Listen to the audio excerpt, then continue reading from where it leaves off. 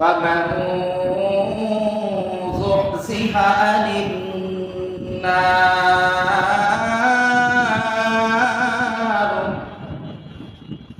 সেদিন যে ব্যক্তিকে জাহান্নাম থেকে বের করে আনা হবে, জাহান্নাম থেকে বাঁচিয়ে রাখা হবে, জাহান্নাম থেকে বিরত রাখা হবে। وأدخل الجنة আর সেই দিন যে ব্যক্তিকে জান্নাতে প্রবেশ করানো হবে, জাহান্নাম থেকে যে ব্যক্তিকে বাঁচিয়ে রাখা হবে এবং জান্নাতে প্রবেশ করানো হবে, ফাকাদ ফাজ, ওই ব্যক্তি হবে পরিপূর্ণ সফলকাম। আল্লাহ তাআলার কাছে আমরা এতটুকু আশা করি, ও রব্বুল আলামিন মালিক আল্লাহ, কাল হাশরের ময়দানে আপনি যাদেরকে সফলকাম হিসেবে কবুল করবেন, আপনিও আমাদেরকে সেই সমস্ত সফলকাম ব্যক্তিদের কাতারে শামিল করিয়া জোরে সোরে বলেন আমিন।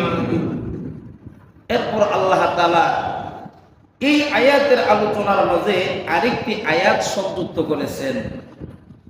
এই আয়াতে কারিমাটি হচ্ছে আল্লাহ তাআলা আমাদেরকে স্মরণ করিয়ে দিচ্ছেন, وما الحياة الدنيا إلا متاع الغرور।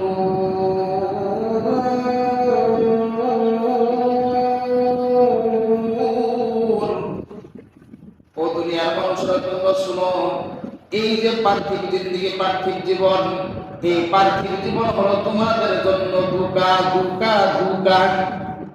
পার্থিব জীবন কি? ধোঁকা। বলছেন কি? আল্লাহ বলছেন এই পার্থিব জীবন হচ্ছে ধোঁকা। সন্তান আমার জন্য ধোঁকা, সম্পদ আমার জন্য ধোঁকা, স্ত্রী আমার জন্য ধোঁকা, আত্মীয় স্বজন আমার জন্য ধোঁকা। এই ধোঁকায় পড়ে যদি আমি আমার ইবাদত থেকে বিরত থাকি, আল্লাহ তাআলাকে ভুলে যাই, পরকালের প্রতিদানের দিনকে যদি আমি ভুলে যাই, যেই দিন আল্লাহ পরিপূর্ণরূপে প্রতিদান দেবে, সেই দিনের কথা যদি ভুলে যাই, এজন্য আল্লাহ তাআলা এই আলোচনার সাথে এই আলোচনা রেখে আমাদেরকে স্মরণ করিয়ে দিচ্ছেন, ওরে দুনিয়ার মানুষেরা, এই পার্থিব ধোঁকার জিন্দেগিতে পড়ে তোমার পরিপূর্ণ প্রতিদান যেই দিন দেওয়া হবে, যেই দিন তোমাকে জাহান্নাম থেকে বাঁচিয়ে জান্নাতে প্রবেশ করানো হবে, সেই দিনের কথাটা ভুলে যাই না। সুবহানাল্লাহ।